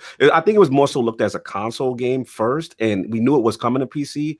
But I don't know. I just feel like they escaped it a little easier. And the thing with the Division 2, I don't think they ever, like, to my knowledge, did the same issue happen, that there were pre-orders that went up on Steam and then they had to be. When Division came out on Steam, and it's always been a problem, is that when their updates came out, they would get them hours later if you bought them on Steam instead of Uplay. There was always a problem with it. So for them to walk away from Steam was probably a great idea from them. But I'm sorry. In terms of Division 2, there haven't been any issues with, like, in terms of Division 2, the deal with Division 2 and Epic was that's something that happened way before any pre-orders went up on Steam for that game, right? There was never any pre-orders on Steam at all. That was never even a thought concept until very recently. So I think that matters a lot. Yeah. Going around the round table, what you got? Which game do you guys think would get Twitter more riled up? I don't know, man. I mean, at this point, I think just the newness of what Epic is doing. Because what I'm saying is like Epic, like, you know, Epic has any choice of any game to get the best following possible for Epic store. What would it be? What would you go after? Whew, that's tough. I'm gonna give it to Derek first. I don't know, man. That's a tough one. In terms of like people being upset about it, though, I think it's like a lot of it is expectations, right? The more that you expected this thing to be in a certain place and now it's been shifted, the worse it is. So like games that have traditionally gone to like a lot of platforms or been exclusives or that kind of like people are maybe more comfortable with that. I don't know. Like I think Red Dead was a good call though. Yeah, Red Dead. Yeah. I don't think there's a game bigger than if Red Dead came out and it wasn't going to be on Steam. Like I saw people boycott Destiny 2. I've seen there's a couple people I saw go crazy over Sinner Sacrifice Redemption. I saw a couple on Ashen, but like Red Dead, I don't even want to see Twitter. I might have to log off Twitter. I would say maybe like Cyberpunk or the next Witcher game. Like, that would piss people off. That would piss people off. People want that Cyberpunk. I think Cyberpunk, you nailed it. Was it CD Projekt Red? You know, Rockstar with Red Dead, because Red Dead still hasn't made its PC debut, right? No. I think Red Dead even right has about that. more weight, right? Because if Epic was able to snatch that. And you know what the funny part is if Steam doesn't compete with Epic and lower that, you know, what the cut is, I think unless they're going to make their own launcher, you could possibly see Red Dead 2 go on Epic only. I know what, like Lord Derek said, Epic right now has the capital. They ready to back the truck up. You know, they got that Fortnite money right now. They're doing quite well. Fortnite so money's crazy. I wouldn't be surprised. Go ahead, Saul, but I want to jump in on this topic. My thing with this is just I think like Pete said, like the arguments behind this, like people not wanting to download another launcher, that's just ridiculous, man. And I can understand. I know Undead in the chat mentioned like the issues with Tencent, and I talked about this. I don't know how many podcasts ago. Tencent has their tentacles in everything, a little bit of everything. So a lot of what you touch in video games, it has touched Tencent in some way, shape, or form. So it's hard to avoid that. For me, honestly, the only valid argument that I can see people making that I could sort of agree with is because Epic is so new at this, because they're in this simply because of the success of Fortnite. You worry about that storefront being there in 10 years. And that is a valid point. Like, you're gonna make me go and buy something here again? And who says when Fortnite, you know, because obviously every game has a peak, every game has a down spire. It is like, you know, who knows from 10 years from now, Fortnite's here, and if you're even relevant at that point because you lost your golden goose, like I can get that. Right. Yeah. So I can get that where you're saying, okay, will I even have access to my game license, you know, in X amount of time? I think that's the point of them going into this, is because they're trying to anticipate when Fortnite isn't the biggest thing around anymore. Right. They're trying to establish a brand in PC. Like they're trying to get to that point where they're like, you know, Steam doesn't see us as just a store. They see us as a competitor by that time. You know, like they trying to get to that Microsoft and Sony money before that point where Fortnite's not relevant as much as it used to. I think Fortnite will always be relevant. To be honest, Fortnite's now holding concerts in the games. In the game, it's like so ridiculous. I just find it funny that people like now they like Valve is being painted as like this underdog that's being attacked. Like, and it's funny that they're getting in on the conversation themselves because they know that the pressure is coming from all sides. And it's like, you know, I don't know what's going on with Steam and, you know, when they make negotiations and stuff like this, but, you know, people always want to sit there and act like I literally had someone argue with me saying that competing isn't it shouldn't be buying exclusives. It should be just the $10 difference. And I'm like, competing is both. Let me get into this, man, because this has been on my mind, Lord Derek, man. This whole Epic Store thing, man. Oh, I got a lot to say. Look, here's the thing that I have to address first. Like, let's get it straight. The Epic Store is providing the dev more money on the profit split, right? So our favorite devs are making more money. That's correct, right? Two, then we got in North America, like on Metro, the Epic Store, the game is $10 cheaper for the consumer than it is on Steam, correct? I honestly don't know. Like if you say so, yeah. No, I'm saying I'm actually not talking to you, Dad. I was talking to Solve and Addict. I don't think the game is $10 cheaper per se. It's just the cut. The cut is more, but I heard in North America, in the Metro on the Epic Store, it's $10 cheaper. Well, when I was on Press Start, Alex said it was $10 cheaper. I want to shout out to Lord Hogue. He had a good virtual legality on this. For mine, it's only in America though. It's $10 cheaper. So right off top, consumers saving money, devs making money, so they're winning, and then the storefront itself is trying to challenge Steam. So I just don't understand the problem. Like just off of the developer making more money for himself and the consumer getting it cheaper. The only thing I do emphasize though is that, okay, the last minute nature of it. Okay, if you had your heart set on it and then, you find out 2 weeks before release, the game's going to come out, on another platform. I get that aspect. I get the frustration with that, but at least they are, for the people who really believed in it, they're honoring the pre-order. And from my understanding, they're getting it. The people who pre-order, they're getting it on Steam. So, I think at the same thing, talking with what Attic is saying, like competition is good. Do they legitimately need to improve their store? Yes. Do they have to improve the security features? Yes. Do they have to have cloud saves? Yes. All those things. But let's not act like Steam from the very beginning when they launched had all those features from the beginning. Like that's the thing that's pissing me off. Like you gotta allow them time to grow. Now, if they continue, right, and they say like if they still don't add any features, right? I'm with you. Bomb them, do what you got to do. I just don't like review bombing, like this sense of entitlement from gamers to just review. Metro 1 and 2, they have nothing to do with this. Why y'all review bombing that game? Like to me, that like you're just hurting the dev. Like that to me is just, I can't respect that. You know what I'm saying? At the end of the day, and you're adding to the argument that gamers are entitled, gamers are petty. Yeah. Like we all have to. We all end up falling under the umbrella. We all have to eat that because of a select few. And here's the thing. Yeah. No, please, go ahead. No, I mean, it just, that's the part that's bothering me because it's like, I do listen. Should the dev threaten the gamer? No, I'm not saying that. But at the same time, I understand his frustration. Like, yo, y'all don't know what it takes to make a game. Y'all sitting there attacking it. This is beneficial to the studio. Like, so there could be future projects, in the future. But here's the main thing though, and it kind of, I want to tie it back to Xbox. It's like, we hold the whole thing. Xbox has no games. Remember that the whole narrative. So then, like, remember back when they Microsoft secured the 1-year exclusivity for Rise of the Tomb Raider. Right. Remember that?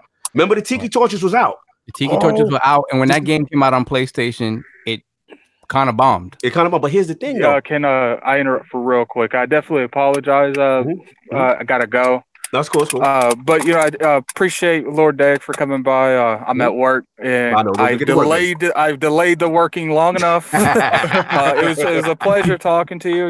I hope the best for you and your brand. I loved Ashen. I played it actually with Kid Smooth. He raged. It was funny, but definitely look forward to having you back on one day. And it's been a pleasure. Absolutely, thanks. So Attic is hilarious. Here's the thing, man, while the cops go past. But the thing I got with it is like, remember when the whole narrative with Xbox, and then they didn't have any games, they do the Rise of the Tomb Raider thing, to get the 1-year exclusive. People go crazy. This is anti-consumer, Microsoft. You know what I'm saying? How dare you secure that for your thing? But my thing is, I don't see the same energy when other people get exclusives. Like when Marvel Ultimate Alliance 3 just announced exclusive to the Switch. I thought that was a power move. I didn't see the Tiki Torches. Street Fighter 5 exclusive to PlayStation 4. Thought that was a power move. I don't see, the thing. Destiny had maps and exotics shunning PC and Xbox users for years. Again, I don't see it. So it's like you can't pick and choose, what you're going to Tiki Torch about. Because at the end of the day, if you really want that game, go get the platform. Console guys been doing it for years. Like, I just don't understand it. Like, I get it. Like, at the end of the day, it's competition. it's going to force Epic to step their game up. It's going to force these guys to step their game up. You know what I'm saying? And it just makes us as gamers look bad. And all you got to do, let's be real, fam. All you got to do is click an icon on your desktop. What's the big deal? Like, just click the second icon. Like, why is this torture? You download the game, and after that, you're playing the game. I can understand some issues. Like I said, people have said Epic the storefront is in its infancy, so probably you might have some issues with updates to the game. And I know Steam has that stuff that Steam has gotten fixed over the course of many years. Like, so it runs smoothly in that regard. But hey, I mean, when Steam came out, it was a steaming pile of trash. But if you wanted to play Half-Life 2, if you wanted Half-Life 2, you needed that Steam. So you know, it's just a matter of allowing the growing pains and being patient. All those other arguments don't make a lot of sense to me, except for the fact that maybe you won't access your game from there at some point. I can see that because you can see it as wasted money. But beyond that, everything else is BS, man. Like it's just it's entitlement, and it feels like that's where you really see the division between, like you mentioned, the console gamers and PC gamers. The ecosystems are so different, they're so distinct, and the expectations have been so different for so long. This kind of this sort of attacking of the status quo is something they're not prepared. They're not prepared for. They're not used to it. Whereas console gamers were used to it. And I want to say last point, shout out to El Boogie in the chat, which I have to say this, and I'm not the biggest Fortnite fan, but I gotta say we have to give credit to what Fortnite as a game and Epic is doing to the industry right now. Think about it. Like, Fortnite really set the tone to get Sony to play fair with crossplay, right? That's opening things up, right? Now you look at them, because of the success of Fortnite, now they're opening up their own store, their Epic store. Now they're forcing competition. They're getting games like Ashen and Exiles and Metro Exodus and Division. And like, at the end of the day, say whatever side of the fence you're on, you can't deny the schism that they are creating and what's going on in gaming and how gaming changed because of that one title. And that's kind of interesting to me. But that's all I got, PD. And Lord Derek, you want to finish this up before we get out of here?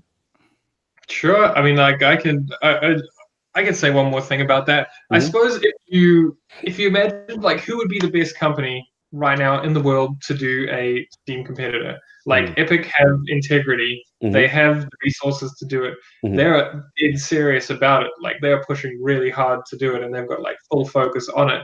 Like, coupled with like a long history in games, like they know what they're doing. I can't imagine like anyone else could pull it off as well as they can. And if you look at Valve, I mean, Valve came from the same place, like a company with extreme integrity and all that kind of stuff, making a thing like this. I think it's like the right people, and then add that to like the fact that like a competitive marketplace is generally a good thing. It doesn't seem bad, but there are going to be growing pains. There's going to be expectations dashed just because, like, you know, things are changing, and it will suck for some people. Change is tough. People, you know, it's hard when you're used to things for so long in one specific way. You know, it's hard for people to adjust, man. But I'm glad you were a good sport about this topic. We didn't get you in trouble, but I'm glad that you're able to contribute, man, because this was a hot one. And like I said, we definitely want to get into it. Solve and P, before we close out and get the poll and get out of here. Yeah, I mean, I checked quickly. The game is $49.99 on the Epic Store. So, but I think, I mean, isn't that a general thing with PC gaming and Steam in general? You usually get these games for at least $10 less than you would a console release. So I think that's about on par with what you can expect, right? I'm thinking that Epic, for some reason, why their games are a little cheaper. I don't know why, but I've started to notice that kind of a trend. I don't know if that's because of the way that the developers are getting their cut or what, but I have noticed that. But I've noticed that most stuff on Steam is the regular standard price. Gotcha. And at the end of the day, like, you know, we hope that, you know, that benefits the gamer. Chief Tommy, cloud powered Ashen 2. Let's go.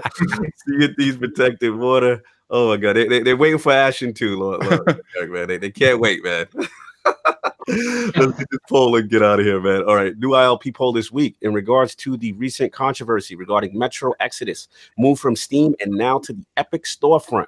Do you consider this latest exclusive deal by Epic just another competitive move? The choices are A, no, they are just buying third-party timed exclusives, anti-consumer. B, yes, devs make more money and consumer gets games for cheaper. Win-win. C, I don't care. PC gamers are finally getting a taste of that console war smoke. That is the question. Those are the choices. Please rock the ILP vote when it goes up on Twitter tomorrow. Lord Derek Bradley of Aurora44 Studios. An absolute pleasure to have you in the realm of the Lords, man. Where can the fine people find you, and what else do you have going on? The best place to find us is A44 Games. You can find us on Twitter. You can find us on Facebook and on Instagram. Definitely like our website too, a44games.com. Yeah. Woo! Absolute pleasure, man. Just hearing your passion and the knowledge about this game and learning the whole design choices you guys made. Really, really humbled to have you in the realm of the Lords today. Learned a lot and learned about your fearlessness, man. You believed in this project, man. You really put yourself out there.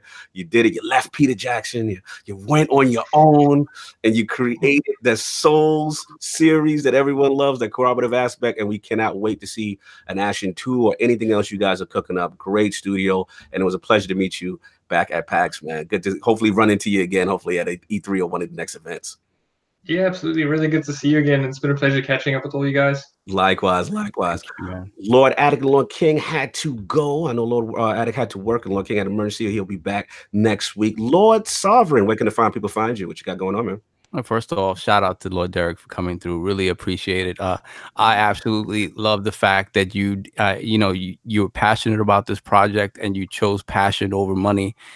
That's something I really respect, and I will always support that. And then anytime I can talk about Cormac McCarthy as a plus. So so thank you so much for coming through. We really appreciate it.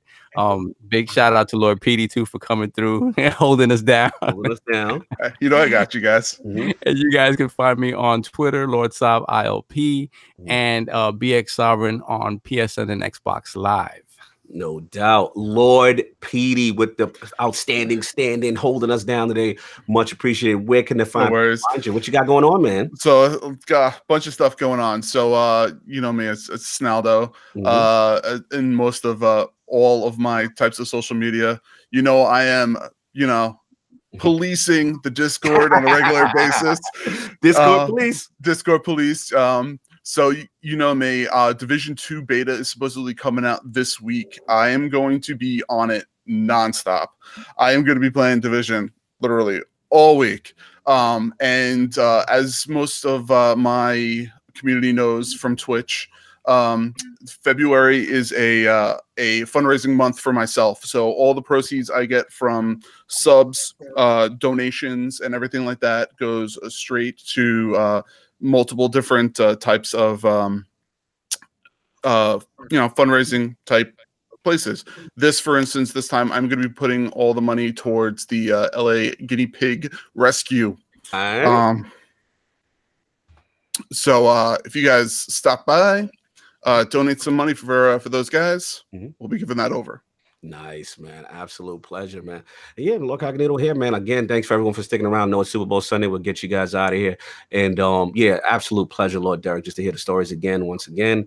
And make sure you guys hit that like, subscribe, all that good stuff. Lord Kaibatsu will have the audio up on Spotify, iTunes, SoundCloud, and Google Play. The links will be in the description. I'll try to get Lord Derek's information as well, in the description. Again, great turnout. Also, I believe we have ILP. We have the Last Word show with Ebontis. That is currently up on the channel. Please check us out for your Destiny, Anthem, and Division needs. Talk about the latest state of the game. And of course, I want to shout out the stream team My man lost PD here. You know what I'm saying? MJ is a boss. Saw you in the chat today. L Boogie saw you in the chat. Old school style. Showing you the chat. It was awesome. And of course, Lord Delapo, the potentially perfect one himself. Please support these guys. They really do a fantastic job on the stream team. And yeah, man, that's all I got. So if anybody has anything else, we can enjoy your Sunday. Root for your teams. It's Super Bowl Sunday. And enjoy, man. Everyone have a good one. Peace.